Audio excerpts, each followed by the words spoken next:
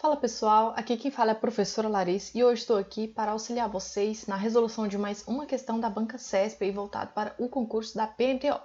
Focando nesse aspecto, trouxe aqui para vocês uma questão dentro desses tópicos aí. Nós temos o tópico 5.2, relações de coordenação entre orações e entre termos da oração, e também 5.4, emprego dos sinais de pontuação. Dentro disso aí nós temos o texto da questão, que se chama, pasmem vocês, olha que nome maravilhoso, Terpsícore, esse é o título, e nós temos aqui o autor Machado de Assis, grande Machado de Assis. Olha só, aqui é a questão e o enunciado dela diz o seguinte: com referência ao emprego da pontuação no texto, assinale a opção correta, ou seja, entre as alternativas aqui que ele te oferece, ele pede que você marque aquele que foi empregado corretamente a pontuação. Para ficar de forma mais didática, irei iniciar pela letra E, que diz o seguinte: na linha 16, o ponto de interrogação foi empregado para marcar a entonação descendente da interrogação indireta. Vamos voltar aqui para essa linha, né? No caso, achei, só um instante, opa. Olha só, bem aqui nesse trecho, ó, onde diabo iria ele buscar dinheiro para saldar tanta coisa?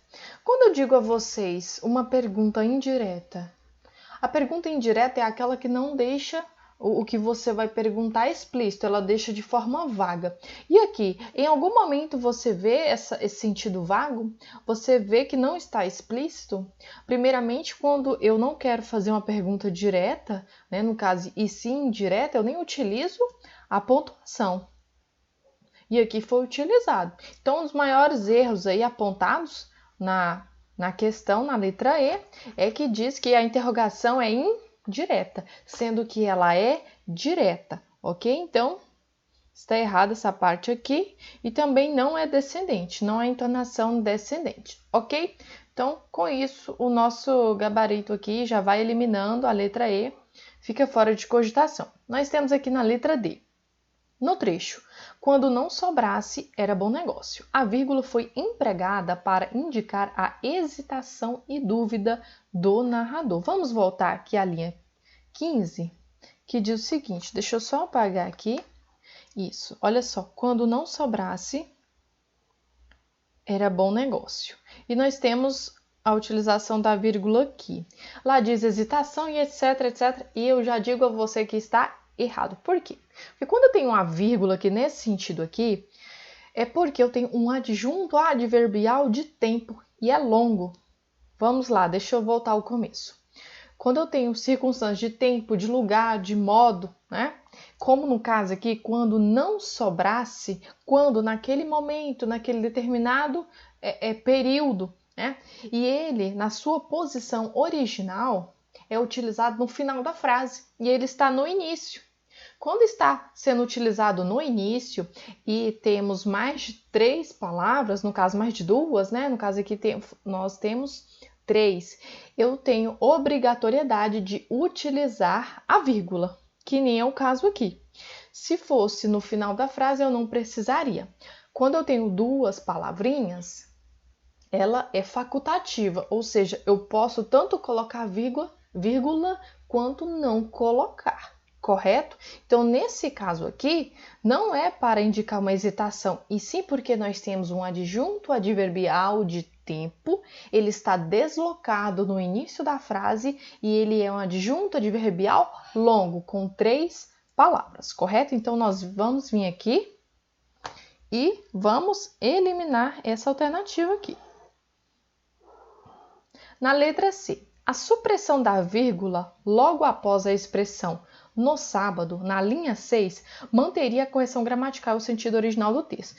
Prestem muita atenção porque é essa aqui que o aluno desatento e despercebido ele irá cair, tá? Vamos lá na linha 6, no sábado. Olha aqui, nós temos a utilização da vírgula bem aqui. Eu acabei de dizer a vocês que quando eu tenho um adjunto adverbial de 3 palavras, no início da frase, eu tenho que usar uma vírgula. Mas quando eu tenho ele no início da frase, nesse caso aqui, no sábado, né, de tempo, e a vírgula vem a ser facultativa. E a pergunta aqui, a alternativa, ela nos diz o seguinte, que se eu retirar, se eu suprimir essa vírgula, logo após o sábado, eu vou manter a correção gramatical. E você me diz, está correto, professor, você acabou de falar a regrinha. Só que nós temos que ler todo um contexto, porque olha só, voltando para casa com a féria no bolso, foi tentando por um vendedor de bilhetes de loteria, que lhe ofereceu 2/10 das alagoas. Vamos lá, eu tenho uma vírgula aqui também. Ou seja, eu tenho uma intercalação, eu tenho uma explicação aqui, correto? Então, se eu for tirar uma vírgula, eu tenho que tirar as duas. Por isso que a alternativa é incorreta. Se eu não tivesse essa outra vírgula aqui, eu poderia retirar normalmente que não acarretaria prejuízo gramatical. Mas no caso, como eu tenho uma intercalação aqui e outra aqui, ou eu tiro as duas ou eu não tiro nenhuma. Por isso, a alternativa C, ela é incorreta. Podem retirar aí, ela não é o nosso gabarito. Na letra B, a esperança é a apólice do pobre. Ele ficou abastado por alguns dias. O ponto e vírgula foi empregado para introduzir um esclarecimento. A primeira coisa que eu digo a vocês é que nós temos que saber a utilização das pontuações. Ela é de suma importância saber a função dela. A vírgula, no seu sentido geral, é para enumerar, para dar pausas. O ponto e vírgula traz essa pausa maior aí. E aqui diz que foi empregado para introduzir um esclarecimento. Vamos olhar com mais atenção? Olha só, o trecho está bem aqui e diz o seguinte: a esperança é a apólice do pobre, ponto e vírgula aqui, ele ficou abastado por alguns dias. Aí eu digo, no caso, pergunto a vocês, o autor, ele quis introduzir um esclarecimento? Façam a leitura novamente, eu vou dar um segundinho para vocês.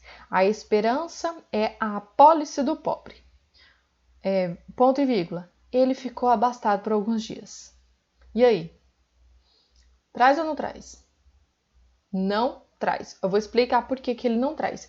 Porque o autor apenas dá continuidade ao que ele estava relatando ali.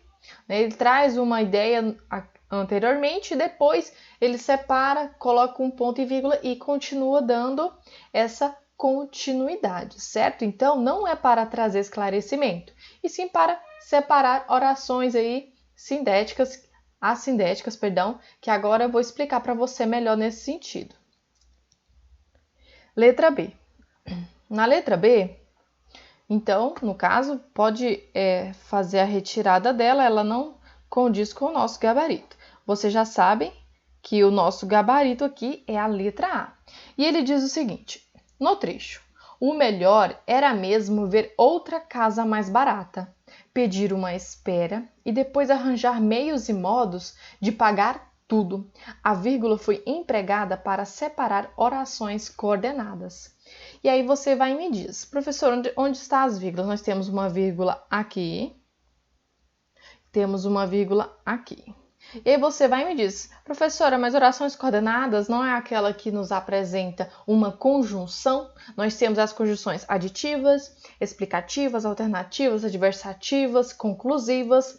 Sim, no caso nós temos o E aqui, que expressa a ideia de adição.